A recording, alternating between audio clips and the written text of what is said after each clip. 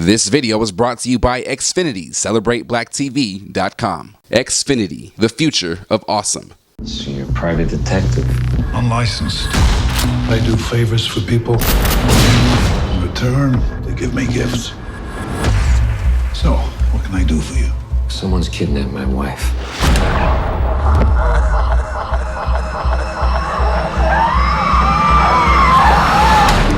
I paid them, but they killed her anyway.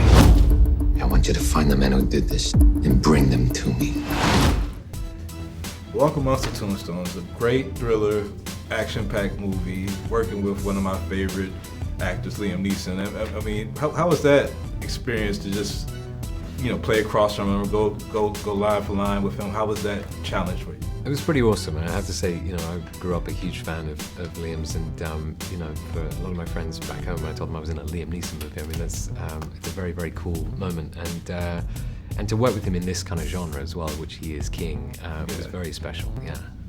Your career, I mean, you've done a lot of theater. You've done TV with Emmy-nominated Downton Abbey and everything, and now you do film.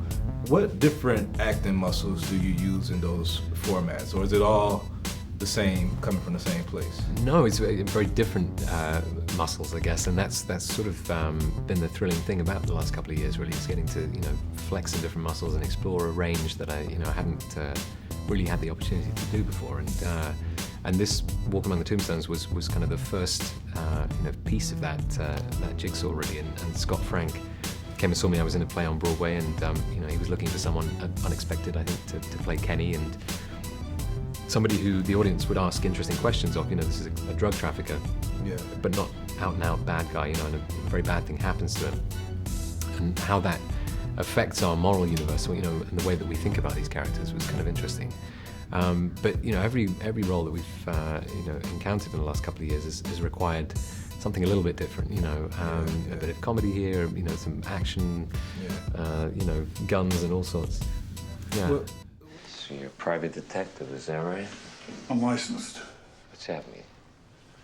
It means that sometimes I do favors for people, and sometimes in return, they give me gifts. Gift, But you used to be a cop, right? Yeah. So why'd you quit? I didn't like the hours, Mr. Christo. The corruption got to you, huh? Not really. It would have been hard to support my family without it. Well, this was really my brother's idea, bringing you out of here. You want? I can leave. Someone's kidnapped my wife. When did this happen? Yesterday. You should be talking to the FBI. I'm talking to you. Look, Mr. Christo. Kenny, if you're asking me to run a bag, deliver money, that is not something I do. I already paid them. When? Last night. And your wife, where is she? She's dead. I paid them, but they killed her anyway. One interesting thing about your character that makes you kind of think about all the people in this underworld is that some of the crimes that he's dealing with are like unknown to the cops, because drug dealers can't report a lot of crimes. Yeah. I mean, how many things do you think actually happen in this underworld that we never know about because they can't report it? Well, that's the interesting thing about the film is the kind of the universe in which it occupies is sort of is separate from from a conventional one, really, and he's from a series of bad decisions in life has sort of forced into this position where he's taking on a private detective to help solve this situation, and Matt Scudder himself, Liam's character, has made a series of bad life choices, and in his own moral quandary, and all of these characters are sort of they're slightly cut adrift from the main drag, and sort of swept up in this underbelly of New York, and that's kind of the dark, hard-boiled universe that this film inhabits. It's very interesting. This film is from a series of popular books that's been in print for 30 or 40 years. Mm-hmm. I mean, you think you guys laid the groundwork for this series to continue and there to be a different...